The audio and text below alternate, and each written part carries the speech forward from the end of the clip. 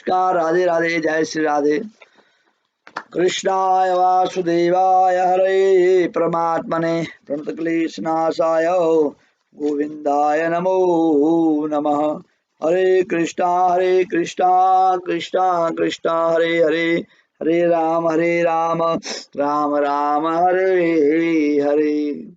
मंगलम भगवान विष्णु मंगलम गरुड़ध्वज मंगलम पुंडरीकाक्ष मंगलाय तनो हरि। कार्तिक महात्म्य का 30वां अध्याय। राजा पृथु पूछने लगे कि हे नारद जी, भगवान का अत्यंत प्रिय भीष्म पंचक व्रत कैसे प्रसिद्ध हुआ। तब नारद जी कहने लगे कि राजा पृथु, यह व्रत आदिकाल से ही है, परंतु बीच में लुप्त हो गया था। फिर यह कैसे प्रसिद्ध हुआ, सो कथा हमको सुनाइए। सुनो, भगवान श्री कृष्ण ने विश्व पिताजी से, पिता महाराज जी से इस व्रत का वृत्तांत कहा। भगवान श्री कृष्ण ने विश्व पिता को पंचक व्रत के बारे में बताया, इसीलिए इनका नाम भीष्म पंचक है।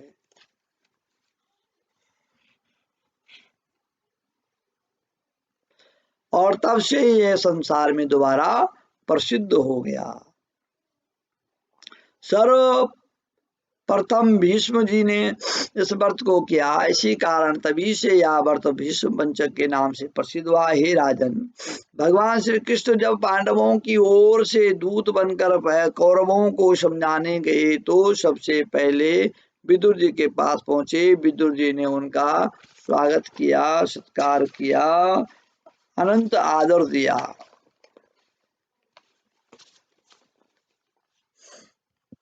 फिर कृष्ण जी भीष्म जी के पास गए। वहां जाकर कुशल क्षेम पूछने के बाद श्री कृष्ण जी ने अपने आने का संपूर्ण वृत्तांत भीष्म पिता महाराज जी से कहा।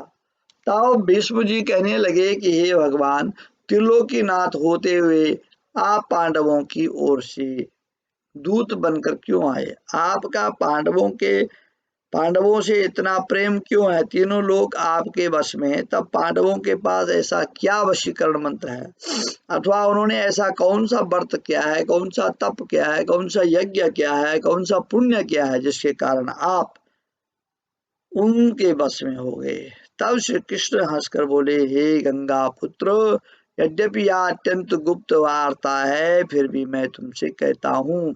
उन्हें एक ऐसा व्रत किया जो मुझको अत्यंत प्रिय है, इसीलिए मैं उनके वशीभूत हूँ। अब मैं उसका वृत्तांत तुमसे कहता हूँ। पूर्व काल में उज्जैन नगरी में 5 ब्राह्मण कवि, शुचि, दृढ़, दंत और हंस नाम वाले निवास करते थे।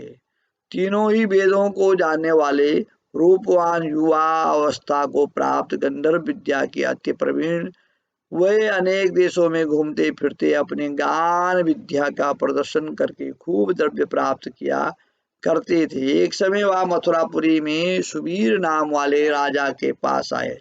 संगीत कला में निपुण होने के कारण उन्हें राजसभा में जाने की इच्छा प्रकट की। 4 दिन उपवास करते रहे और अंत में पवित्र श्री यमुना जी में स्नान करते रहे। फिर उन्होंने किसी से राजा का संपूर्ण वृत्तांत सुना। उसने बताया कि राजा की कादम्बरी नाम वाली एक भोग पत्नी है। वह संगीत विद्या में निपुण, राग तथा कंठ में अत्यंत प्रवीण, नाचने में दक्ष तथा रूप यौवन में अद्वितीय सुंदरी है। यह प्रतिदिन एकांत में राजा के सामने नृत्य करती तथा गाती है।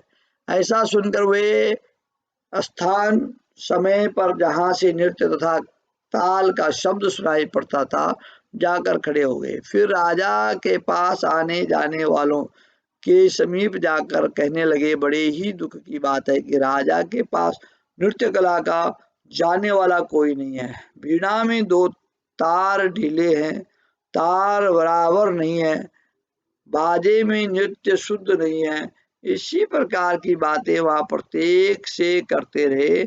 तब तक किसी ने यह बात राजा से जाकर कह दी। राजा ने तत्काल जहां पर कादम्बरी का नृत्य हो रहा था उन 5 को बुलाया। वहां पहुंचकर उन्होंने राजा को आशीर्वाद दिया और बैठ गए।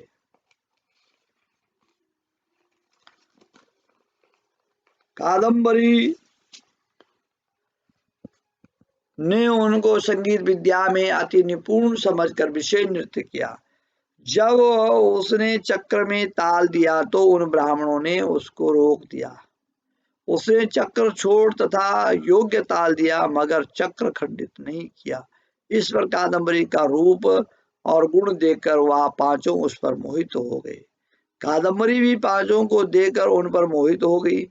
उसने रात्रि को चोरी छिपे ब्राह्मणों के पास अपनी एक सखी के हाथ यह संदेश भेजा कि तुम पांचों में से एक एक प्रतिदिन नगरी से दूर उत्तरी कोण में यमुना तट के समीप जनशून्य लताओं से ढका हुआ अत्यंत अनंत नामक तीर्थ है, वहां पर मेरे पास आकर अपनी अपनी विद्या गुण का प्रदर्शन करो। मैं भी वीणा तथा राग की अपनी कुशलता दिखाऊंगी। भगवान कहते हैं कि हे भीष्म जी, एक ब्रह्मचारी जो मेरा भक्त था, दुष्ट संगति के भय से गांव से अति दूर वहां रहता था। उन दिनों वह विश्व पंचक व्रत करता हुआ देवालय में मेरा पूजन करता था। कार्तिक शुक्ला एकादशी के दिन उन संगीत ब्राह्मणों से वे कवि नाम वाला ब्राह्मण वहां पर आया। कादम्बरी भी मुनि के उस स्थान पर पहुंच गए। वहां मुनि ने जिस प्रकार पूजा की, उस कवि नामक ब्राह्मण ने भी उसी प्रकार भगवान का पूजन किया। उसके बाद वीणा लेकर गान करने लगे। उस मुनि ने क्योंकि अपना मन जीता हुआ था, इस कारण उसने गान सुनकर भी क्रोध नहीं किया। सारी रात कादम्बरी और कवि गायन व नृत्य करते रहे। मुनि को गोबर का आचमन करते देख कवि ने भी ऐसा ही किया। अतः काल होते ही कादम्बरी राजमहल में पहुंच गई। मुनि की संगीत से उनके समस्त पाप दूर हो गए। इस कारण द्वादशी के दिन कवि अपना समस्त द्रव्य दान करके विरक्त हो गया। दूसरे दिन शुचि आया। उसे भी कादम्बरी के साथ रात्रि भर नृत्य गान किया। मुनि की भांति हमारा पूजन करके गौमूत्र का आचमन किया। फिर प्रातः काल होते ही वह भी अपना धनादि दान करके विरक्त हो गया। उसे निश्चय किया कि जिस प्रकार कादम्बरी के नृत्य गायन व रूप को देखकर मुनि का मन चलायमान नहीं हुआ, उसी प्रकार मुझे भी अपने मन को वश में करना चाहिए। त्रयोदशी के दिन दृढ़ नाम वाला ब्राह्मण कादम्बरी से मिलने आया। नृत्य गान करने के बाद मुनि की तरह पूजन किया, भगवान का पूजन किया और गौ का दूध पी करके विरक्त हो गया। चतुर्दशी को वहां पर दंत नाम वाला ब्राह्मण आया। पहले वाले अपने बंधुओं के समान कादम्बरी के साथ नृत्य गान करके मुनि से बची घी का पान करके शुद्ध चित्त होने के कारण विरक्त हो गया।